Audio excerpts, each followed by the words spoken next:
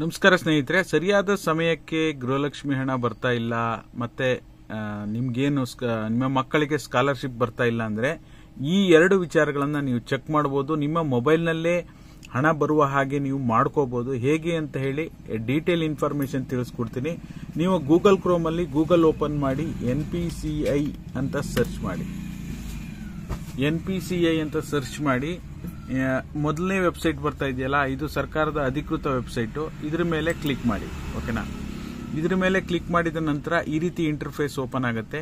ಇಲ್ಲಿ ಏನೇನ್ ಮಾಡಬೇಕು ಮತ್ತೆ ಪ್ರಮುಖವಾಗಿ ಯಾಕೆ ಹಣ ಬರ್ತಾ ಇರಲ್ಲ ಅದ್ರ ಬಗ್ಗೆ ಕಂಪ್ಲೀಟ್ ಡೀಟೇಲ್ ಅನ್ನ ತಿಳಿಸ್ಕೊಡ್ತೀನಿ. ದಯವಿಟ್ಟು ಯಾರೆಲ್ಲ ವಿಡಿಯೋ ನೋಡ್ತಾ ಇದ್ದೀರಾ ಪೂರ್ತಿ ವಿಡಿಯೋನ ನೋಡಿ. ನೀವೇನಾದ್ರೂ ಹೊಸದಾಗಿ ನಮ್ಮ ಚಾನಲ್ ನೋಡ್ತೀರಾ ಸಬ್ಸ್ಕ್ರೈಬ್ ಮಾಡ್ಕೊಳ್ಳಿ. ಹಾಗೆ ಎಲ್ಲರೂ ವಿಡಿಯೋಕ್ಕೆ ಒಂದು ಲೈಕ್ ಕೊಡುವ ಮೂಲಕ ಸಪೋರ್ಟ್ ಮಾಡಿ.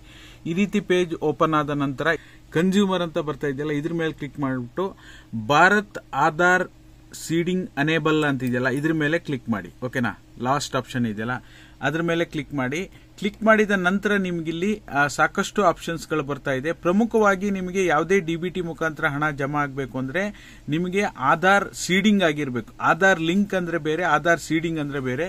ನೀವು ಇಲ್ಲಿ ಸೈಡ್ ಅಲ್ಲಿ ಗಮನಿಸ್ತಾ ಇರಬಹುದು. ಆಧಾರ್ ಸೀಡಿಂಗ್, ನೀವು ಹೊಸದಾಗಿ ಆಧಾರ್ ಸೀಡಿಂಗ್ ಮಾಡೋದಾದ್ರೆ ಇಲ್ಲಿ ಕ್ಲಿಕ್ ಮಾಡಬೇಕು.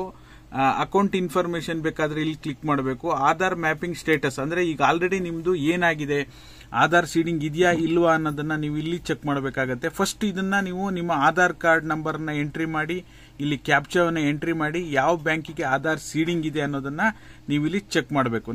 ನಾನು ಆಲ್ರೆಡಿ ಚೆಕ್ ಮಾಡ್ಬಿಟ್ಟು ನಿಮಗೆ ತೋರಿಸ್ತಾ ಇದ್ದೀನಿ, ನೀವು ಸ್ಕ್ರೀನ್ ಅಲ್ಲಿ ನೋಡ್ತಾ ಇರಬಹುದು. ಓಕೆನಾ?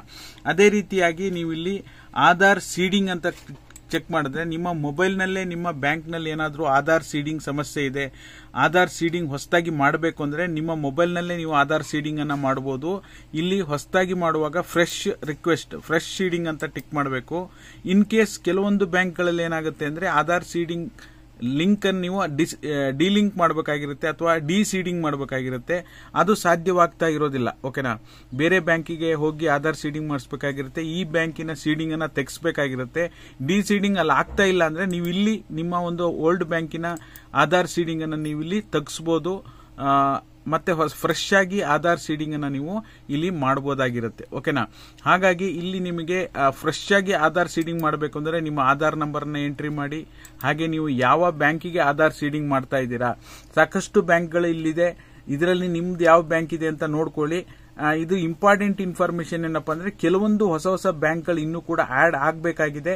ಇಲ್ಲಿರುವಂತಹ ಪ್ರಕಾರ ಪಂಜಾಬ್ ನ್ಯಾಷನಲ್ ಬ್ಯಾಂಕ್ ಇದೆ, ಸೆಂಟ್ರಲ್ ಬ್ಯಾಂಕ್ ಆಫ್ ಇಂಡಿಯಾ ಇದೆ, ಯೂನಿಯನ್ ಬ್ಯಾಂಕ್ ಇದೆ, ಸ್ಟೇಟ್ ಬ್ಯಾಂಕ್ ಆಫ್ ಇಂಡಿಯಾ ಇದೆ.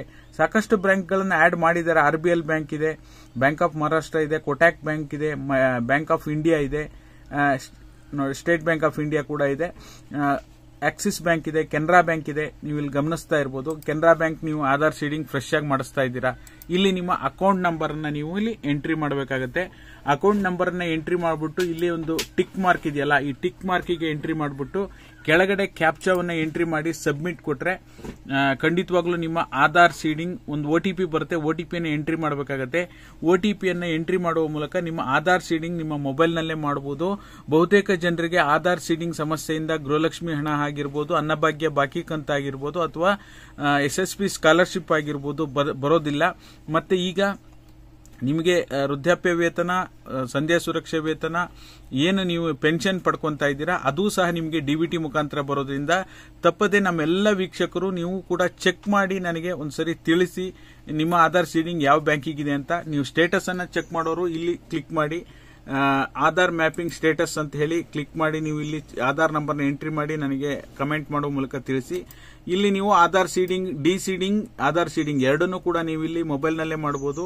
ಆಧಾರ್ ಮ್ಯಾಪಿಂಗ್ ಹಿಸ್ಟ್ರಿ ಅಂತ ಕೂಡ ಬರುತ್ತೆ.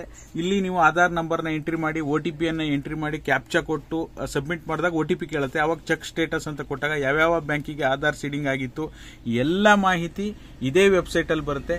ಖಂಡಿತವಾಗ್ಲೂ ಇದು ನಿಮಗೆ ಉಪಯುಕ್ತ ಅನ್ಸುತ್ತೆ. ನಿಮ್ಮ ಮೊಬೈಲ್ ನಲ್ಲೇ ಕೇವಲ 5 ನಿಮಿಷದಲ್ಲಿ ನೀವು ಆಧಾರ್ ಸೀಡಿಂಗ್ ಅನ್ನ ಫ್ರೆಶ್ ಆಗಿ ಮಾಡಬಹುದು. ಅದರ ಜೊತೆಯಲ್ಲಿ ಆಧಾರ್ ಸೀಡಿಂಗ್ ಅನ್ನ ಡಿಸೀಡಿಂಗ್ ಅಂದ್ರೆ ಅನ್ಲಿಂಕ್ ಅನ್ನ ಕೂಡ ಮಾಡಬಹುದು. ಮತ್ತೆ ನಿಮ್ಮ ಯಾವ ಬ್ಯಾಂಕಿಗೆ ಆಧಾರ್ ಸೀಡಿಂಗ್ ಆಗಿದೆ, ನಿಮ್ಮ ಪೆನ್ಷನ್ ಹಣ ಯಾವ ಬ್ಯಾಂಕಿಗೆ ಹೋಗುತ್ತೆ ಅಂತಾನೂ ಕೂಡ ಚೆಕ್ ಮಾಡಬಹುದಾಗಿರುತ್ತೆ. ಓಕೆನಾ? ಹಾಗಾಗಿ ಏನಿದೆ ಮಾಹಿತಿ, ನಿಖರವಾದ ಮಾಹಿತಿ ನಿಮ್ಮ ಮುಂದೆ ಇಡುವಂತ ಕೆಲಸ ಮಾಡಿದ್ದೇನೆ.